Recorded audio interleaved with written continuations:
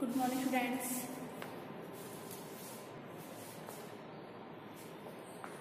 पिछली वीडियो में हमने देखा था सामाजिक क्रिया। सामाजिक क्रिया क्या होती है? तो जैसे कि स्टूडेंट्स आपको पता है कि मनुष्य एक सामाजिक प्राणी है और प्रत्येक मनुष्य की कुछ ना कुछ आवश्यकताएं होती हैं जो कि व्यक्ति एक समाज में रहकर ही उन अपनी आवश्यकताओं की पूर्ति कर सकता है। व्यक्ति एक दूसरे की सहायता करते हैं, एक दूसरे का सहयोग करते हैं और एक दूसरे की आवश्यकताओं की पूर्ति करने के लिए अपना अपना योगदान देते हैं। हमने सामाजिक क्रिया का अर्थ भी देखा था कि सामाजिक क्रिया कर्ता की परिस्थिति व्यवस्था में वह प्रक्रिया है जिसका अकेले कर्ता के लिए या सामूहिक रूप से उस समूह के व्यक्तियों के लिए प्रेरणात्मक महत्व होता है।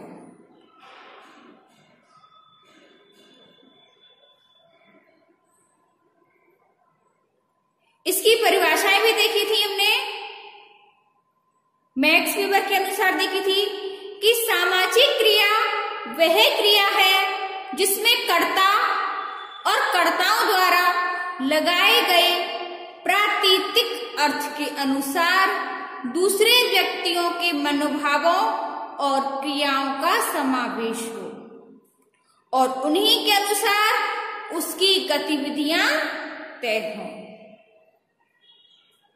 और आज हम देख रहे हैं कि सामाजिक क्रिया की प्रकृति के संबंध में अलग अलग विद्वानों ने अपने अपने क्या विचार प्रकट किए। इस संबंध में दो विद्वानों ने अपने अपने विचार प्रकट किए थे। एक तो मैक्स वेबर है, दूसरे हैं पार्सन्स। मैक्स वेबर ने भी सामाजिक क्रिया में अपने विचार प्रकट किए थे और दूसरे पार्सन्स ने भी सामाजिक क्रिया के विचार प्रकट किए थे। मैक्स वेबर मानते हैं कि समाजशास्त्र वह विज्ञान है जो सामाजिक क्रिया के व्याख्यात्मक बोध के द्वारा उसकी दिशा, क्रम और परिणामों के कार्य कारण विश्लेषण पर पहुंचने का प्रयत्न करता है। मैक्स वेबर सामाजिक क्रिया को ऐसी मनोवृत्ति या व्यवहार के रूप में देखते हैं जिसका कर्ता के लिए कोई अर्थ होता है। सामाजिक क्रिया में अन्य व्यक्तियों के व्यवहारों, क्रियाओं को भी सम्मिलित करते हैं। अर्थात एक व्यक्ति जब कोई शारीरिक या मानसिक क्रिया करते समय किसी अन्य व्यक्ति या व्यक्तियों की क्रियाओं का ध्यान रखते हुए उसी के अनुसार क्रिया करता है, उसी के अनुसार कार्य करता है, तो ऐसी क्रिया को भी सामाजिक क्रिया कहा जाता है। सामाजिक क्रिया के स्पष्ट करने के लिए मैक्स वेबर ने विशेषताएं दी हैं। कुछ पहली विशेषता है सामाजिक क्रिया भूतकाल, वर्तमान या भविष्य के व्यवहार से प्रभावित होती है। जैसे कि भूतकाल में एक व्यक्ति को किसी दूसरे व्यक्ति ने मारा हो तो वर्तमान में वह बदला लेने के लिए हथियार खरीद सकता है, या वर्तमान में झगड़ा हुआ हो तो वह दुश्मन को खत्म करने के लिए भविष्य में आक्रमण का खतरा होने पर भी आत्मरक्षा के लिए हथियार खरीद सकता है। इस प्रकार सामाजिक क्रिया का संबंध तीनों कालों से हो सकता है। सामाजिक क्रिया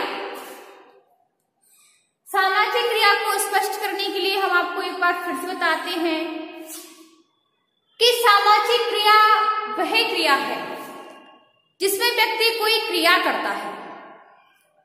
जैसे कि एक व्यक्ति साइकिल पर सवार होकर इधर से आता है, दूसरा व्यक्ति साइकिल से सवार होकर इधर से आता है और दोनों चलते चलते रास्ते में साइकिल से टकरा जाते हैं। और टकरा जाने पर अगर वो कोई प्रतिक्रिया नहीं करते, कोई क्रिया नहीं करते, कोई वाद विवाद ना करके वो सीधे खड़े होकर अपने अपने रास्ते चले जाते हैं, तो यह सामाजिक क्रिया नहीं होगी। और यदि वे सामाजिक क्रिया करते हैं, गाली गलौज करते हैं, वाद विवाद करते हैं, झगड़ा करते हैं, तो वह क्रिया भी सामाजिक क्रिया कहलाती है। आई समझ में? दूसरी है प्रत्येक प्रकार की क्रिया सामाजिक क्रिया नहीं होती। जैसे कि सूर्य की तेज धूप में आंखों का मिचमिचाना या बिजली कड़कने पर डर जाना और डर जाने की आवाज निकलना, ये सामाजिक क्रिया नहीं है। इस प्रकार अकेले में बैठकर भगवान को याद करना, भगवान का पाठ करना भी सामाजिक क्रिया नहीं है। किंतु पंडित, पुजारी या पुरोहितों के जो मंत्रोच्चारण होते हैं, उनके साथ साथ वन में आहुति देना है या मूर्ति पर फूल चढ़ाना है, वह सामाजिक क्रिया है। क्योंकि व्यक्ति की यह क्रिया क्या हो रही है? पुरोहित के व्यवहार के अनुसार हो रही है। जैसे कि व्यक्ति सुबह उठकर नहाता है, सभी व्यक्ति नहाते हैं, लेकिन यह सामाजिक क्रिया नहीं। एक व्यक्ति योग करता है, योग कैसे करता है कि सामने किसी के संदिग्ध में योग किया जाता है, तो सामने कोई बैठा है, जैसे रामदेव बाबा का हम टीवी पर चैनल देखते हैं, तो सामने रामदेव बाबा योग करते हैं, उसी के अनुसार अपन योग करते हैं, तो वह सामाजिक क्रिया होगी। क्योंकि हम रामदेव बाबा के प्रभावित होने के कारण ही यह क्रिया कर रहे हैं, तो इसलिए यह क्रिया कैसी हुई? सामाजिक क्रिया हुई। ऐसे ही हम प्रतिदिन नहाते हैं, तो यह सामाजिक क्रिया नहीं है, परंतु किसी के मर जाने पर, किसी का देहांत हो जाने पर गंगा स्नान करना सामाजिक क्रिया होगी। क्योंकि गंगा स्नान किसी के मर जाने के उपरांत दूसरे व्यक्ति से प्रभावित होकर ही गंगा स्नान किया जाता है, इसलिए यह क्रिया कैसी हुई? सामाजिक क्रिया हुई। तीसरा पॉइंट आता है, मनुष्य का प्रत्येक प्रकार का संपर्क सामाजिक क्रिया नहीं होता है। केवल वही क्रिया सामाजिक क्रिया होती है जो दूसरे व्यक्तियों के व्यवहार से अर्थपूर्ण ढंग से संबंधित होकर प्रभावित होती है।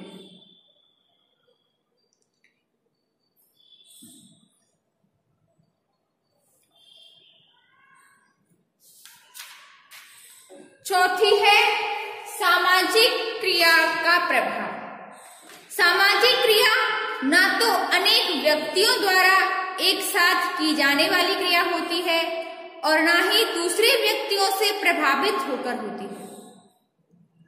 दूसरे व्यक्तियों द्वारा प्रभावित क्रिया और दूसरे व्यक्तियों के व्यवहार से प्रभावित क्रिया में अंतर होता है। जैसे कि बारिश होने पर सड़क पर कई लोग एक साथ छाता लेकर निकल पड़ते हैं, तो यह सामाजिक क्रिया नहीं है, क्योंकि यह क्रिया दूसरे व्यक्तियों की क्रिया या व्यवहार से संबंधित ना होकर के वर्षा से संबंधित है। दूसरों की क्रिया का अनुकरण ही सामाजिक क्रिया नहीं होती, जब तक कि वह क्रिया किसी से अर्थपूर्ण संबंध ना रखती हो।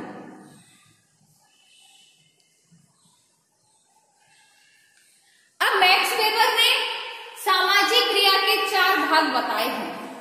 पहला है तार्किक क्रिया, दूसरा मूल्यांकनात्मक क्रिया, तीसरा प्रभावात्मक क्रिया और चौथा परंपरात्मक क्रिया।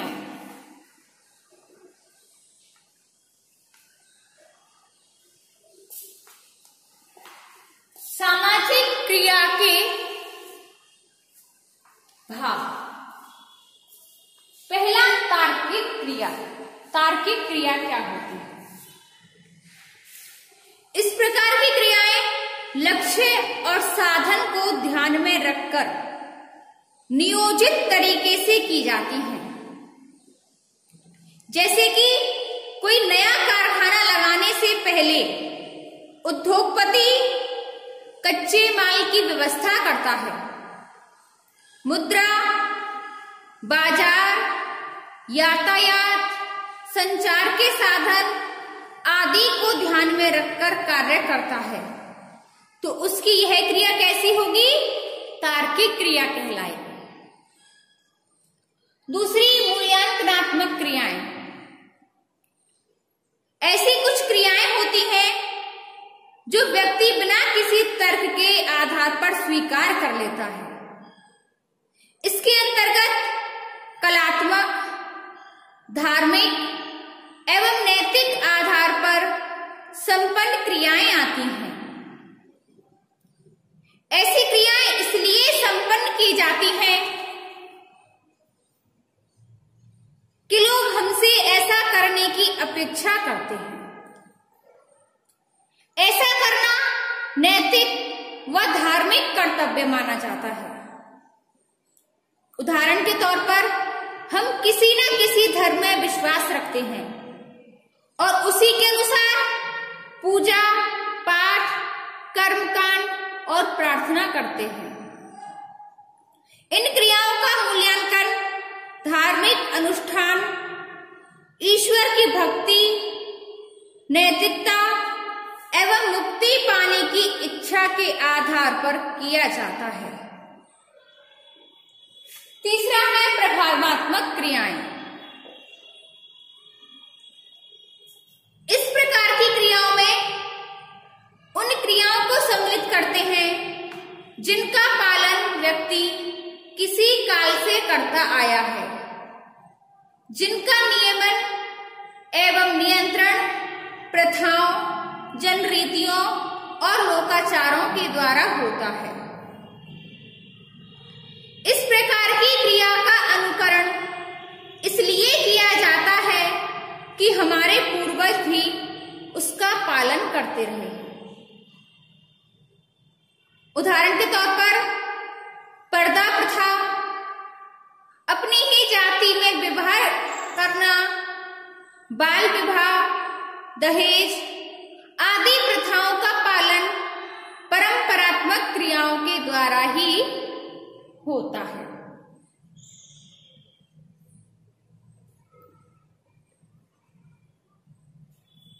अगली है प्रभावात्मक क्रियाएं। कुछ ऐसी क्रियाएं जिन्हें हम संवेगों या आवेगों के वशीभूत होकर करते हैं,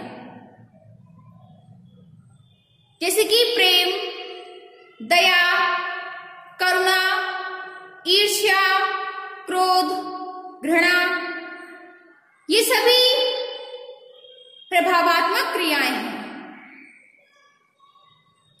इस प्रकार की क्रियाओं में तार्किक क्रियाओं का अभाव होता है। अब आते हैं हमारे पार्सन्स के विचार।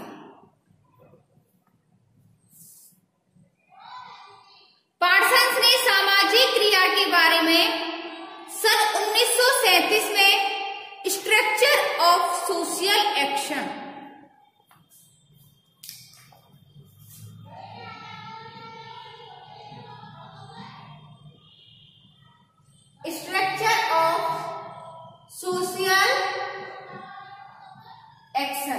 जो कि सन 1937 में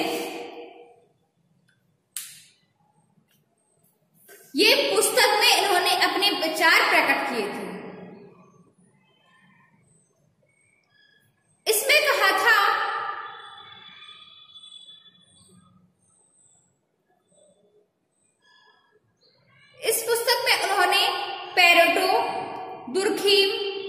मैक्स वेबर आदि के सिद्धांतों का भी उल्लेख किया है और सामाजिक क्रिया की नवीन व्याख्या प्रस्तुत की। वे समाज को सामाजिक क्रिया से जनित मानते हैं। इनके अनुसार समाज सामाजिक संबंधों से निर्मित होता है और सामाजिक संबंध सामाजिक क्रियाओं के कारण पनपते हैं।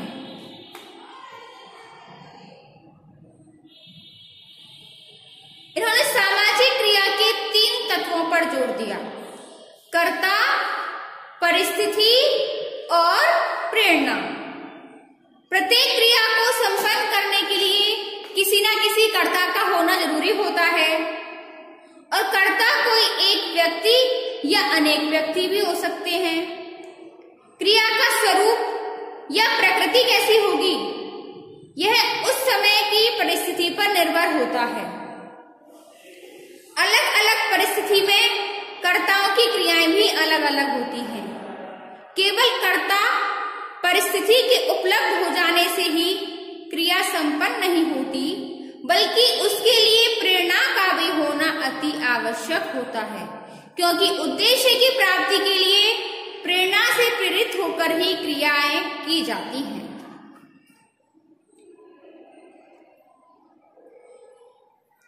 अब आती है पारसंस ने सामाजिक क्रिया की व्यवस्था के 3 पक्ष रखे हैं: व्यक्तित्व, संस्कृति और सामाजिक व्यवस्था।